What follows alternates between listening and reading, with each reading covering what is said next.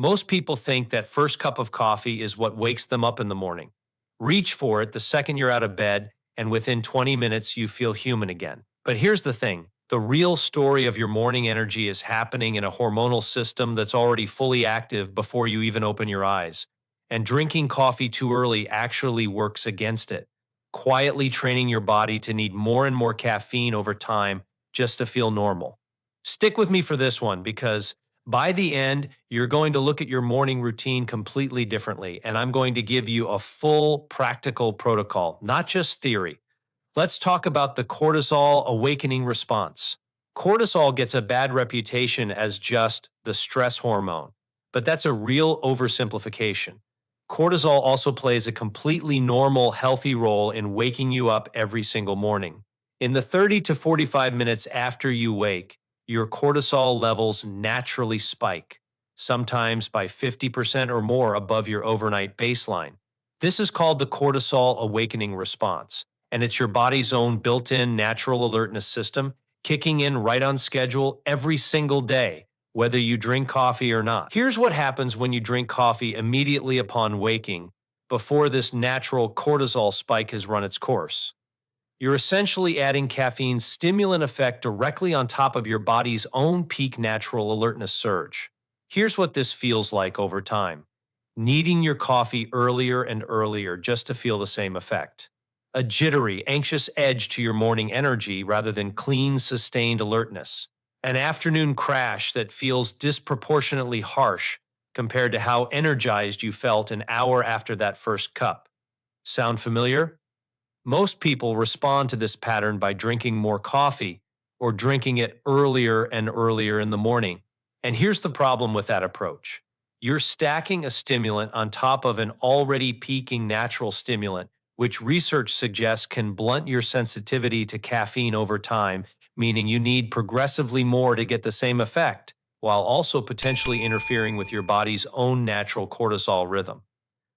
Okay, here's the good news. There's a specific, simple shift in morning timing that works with your cortisol awakening response instead of stacking directly on top of it. Ready? Let's get into it. The key concept here is caffeine and cortisol timing overlap, and why waiting matters more than most people realize.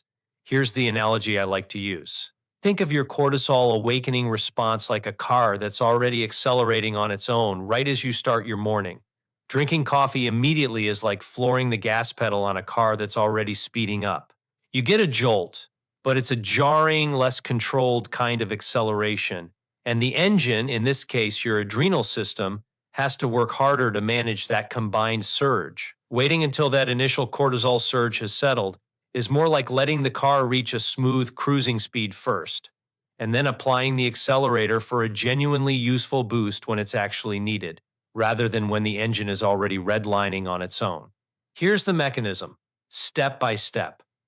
Your cortisol awakening response naturally peaks around 30 to 45 minutes after waking, then gradually declines over the following couple of hours as part of your normal daily cortisol rhythm. If you drink caffeine during that initial peak window, you're compounding two alertness driving systems at once, which some research suggests contributes to a more pronounced subsequent crash, since both systems are declining somewhat together, leaving you with a steeper drop-off than either system would produce alone.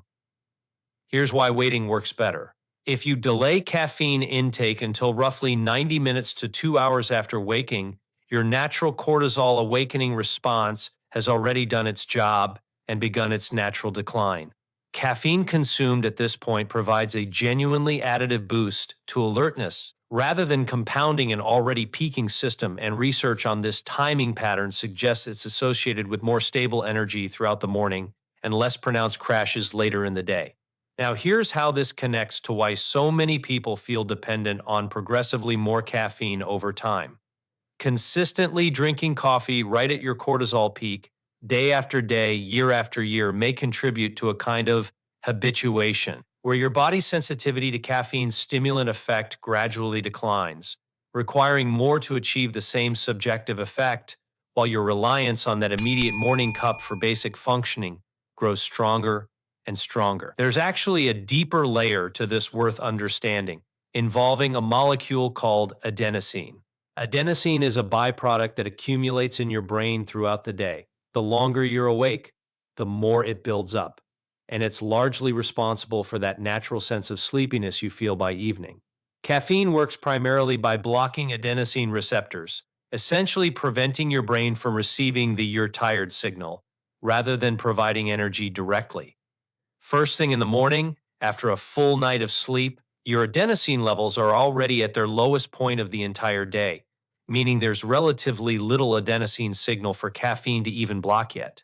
This is part of why that first cup, taken immediately upon waking, often feels less effective than people expect.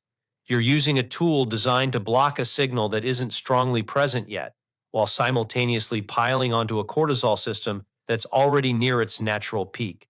This is where the specific habit comes in, delaying your first caffeine intake, combined with a few other morning practices that support your natural cortisol rhythm directly, rather than fighting against it. Here's exactly what this looks like. Upon waking, before reaching for coffee, spend your first 60 to 90 minutes on activities that support your natural alertness system instead: hydration, light exposure, and movement, which we'll go through specifically one at a time. Then have your first cup of coffee or caffeinated beverage after that window has passed, ideally between 90 minutes and 2 hours after waking. Once your cortisol awakening response has done its job and adenosine has had a bit more time to accumulate, giving caffeine an actual signal worth blocking. Research on delayed caffeine timing has shown this pattern is associated with more stable energy levels through the late morning and early afternoon, compared to immediate upon waking caffeine consumption in people tracking their subjective energy and fatigue patterns over multiple weeks. My tip: if 90 minutes feels impossible given your schedule, even a modest 30 to 45-minute delay is a meaningful improvement over drinking coffee the instant you wake up, and you can gradually extend that window over a few weeks as your body adjusts, rather than trying to jump straight to the full delay on day one, which tends to feel jarring and is harder to sustain. Now let's talk about hydration specifically, since it plays a bigger role in morning energy than most people realize. And it's the very first thing I want you to prioritize in that delay window. You go somewhere between 6 to 9 hours without any fluid intake overnight, and mild dehydration upon waking is extremely common, even without feeling explicitly thirsty, since thirst itself is actually a somewhat delayed signal. Research has shown that even mild dehydration, as little as 1 to 2% of body weight in fluid loss, measurably impairs alertness, mood, and cognitive performance, symptoms that overlap significantly with what people interpret as simply needing coffee. The practical habit here is drinking a full glass of water, roughly 16 ounces, immediately upon waking before anything else, including checking your phone. This alone resolves a meaningful portion of that groggy, sluggish morning feeling for many people, entirely independent of caffeine. Tip: keep a glass or bottle of water on your nightstand the night before, so it's the very first thing available to you upon waking, removing any friction between waking up and actually drinking it. Some people find adding a small pinch of sea salt to that water genuinely helpful too, since it supports electrolyte balance after a night without fluid intake, though this is optional and not necessary for everyone. Now let's talk about light exposure, since this connects directly back to that cortisol awakening response we discussed earlier, and it's genuinely one of the most powerful, underused tools in this entire conversation. Bright light exposure, ideally natural outdoor light, within the first hour of waking, has been shown in research to actually enhance and properly time your cortisol awakening response, reinforcing your circadian rhythm and supporting more robust, naturally timed alertness throughout the morning. This is a genuinely complementary mechanism to delaying caffeine, since you're actively supporting the same natural system you're no longer immediately overriding with a stimulant. It's the difference between working with your biology and constantly working against it. The dose here is about 10 to 15 minutes of outdoor light exposure, even on a cloudy day, since outdoor light, even overcast, is dramatically brighter than typical indoor lighting, often by a factor of 10 or more. If getting outside genuinely isn't possible, sitting near a bright window for a similar duration is a reasonable substitute, though noticeably less effective than actual outdoor exposure. Tip: combine this with your water intake.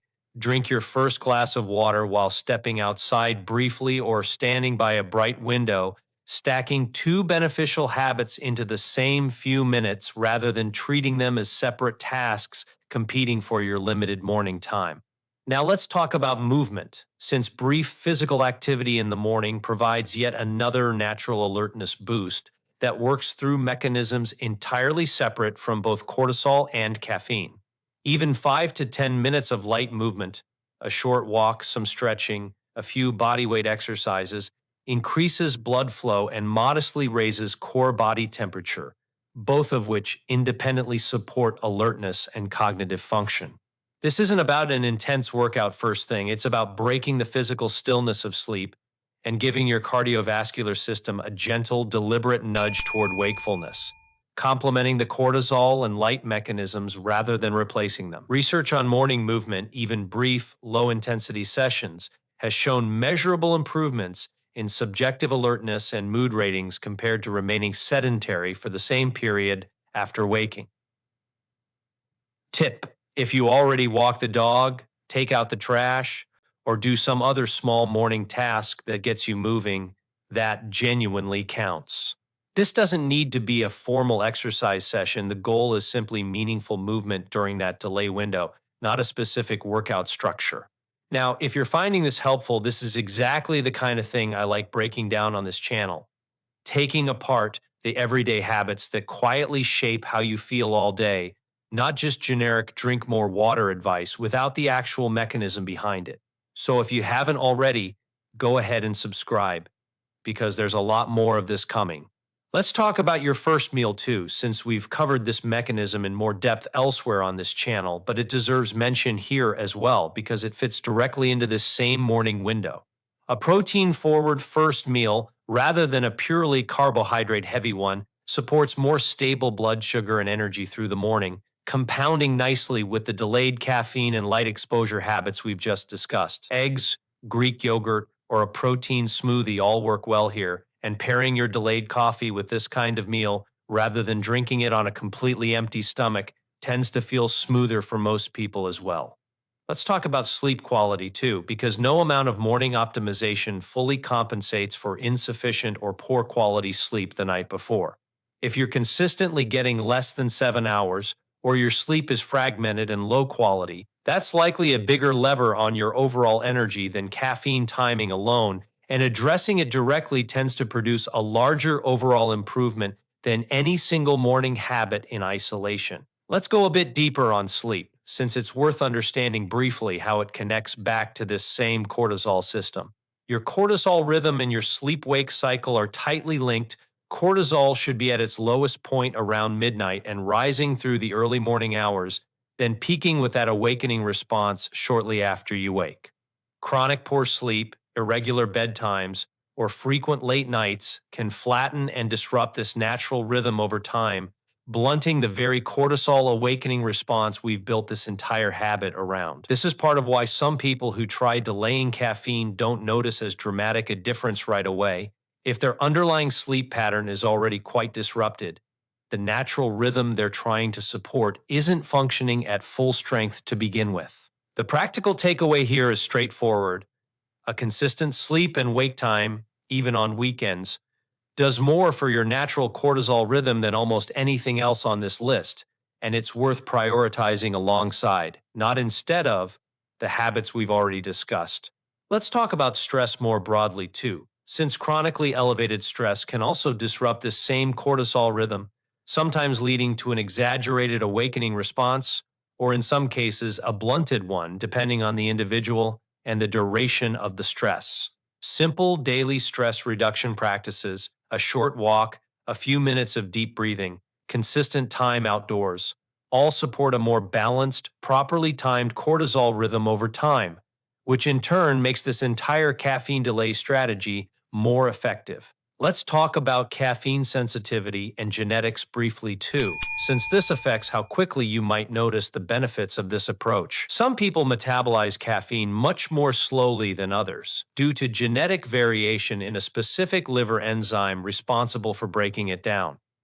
If you're a slow metabolizer, caffeine lingers in your system longer, which means both the timing of your first cup and your total daily intake matter even more for avoiding sleep disruption later that night, and cutting off caffeine reasonably early in the day becomes especially important for you specifically. Let's talk timeline because I want to be realistic here, not overly optimistic. Many people notice a difference in how their morning coffee feels, cleaner alertness rather than a jittery edge, within just a few days of shifting to delayed caffeine timing.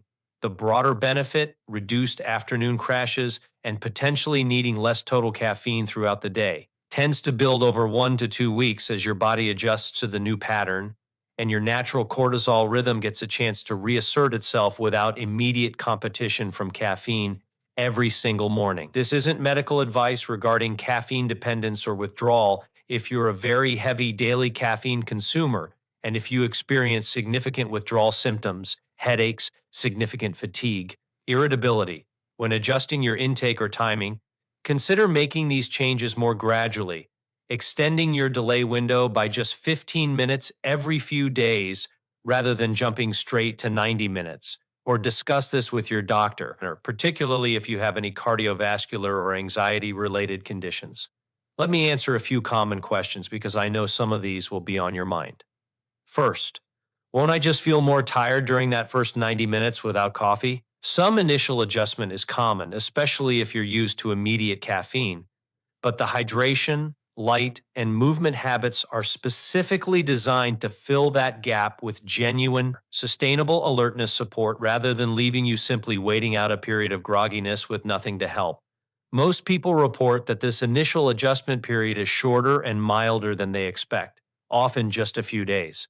Second, does this apply to tea or other caffeinated beverages too, not just coffee? Yes, the same cortisol timing principle applies to any caffeine source, tea, energy drinks, or otherwise, since the underlying mechanism is about caffeine's interaction with your natural cortisol rhythm, not something specific to coffee's other compounds.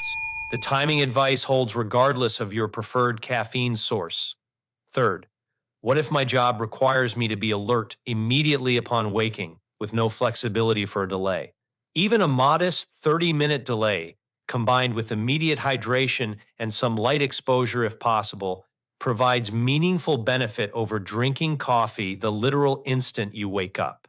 Perfect adherence to the full 90-minute window isn't necessary to see real improvement. Consistency with whatever delay is realistic for your schedule matters more than hitting an exact number every single day.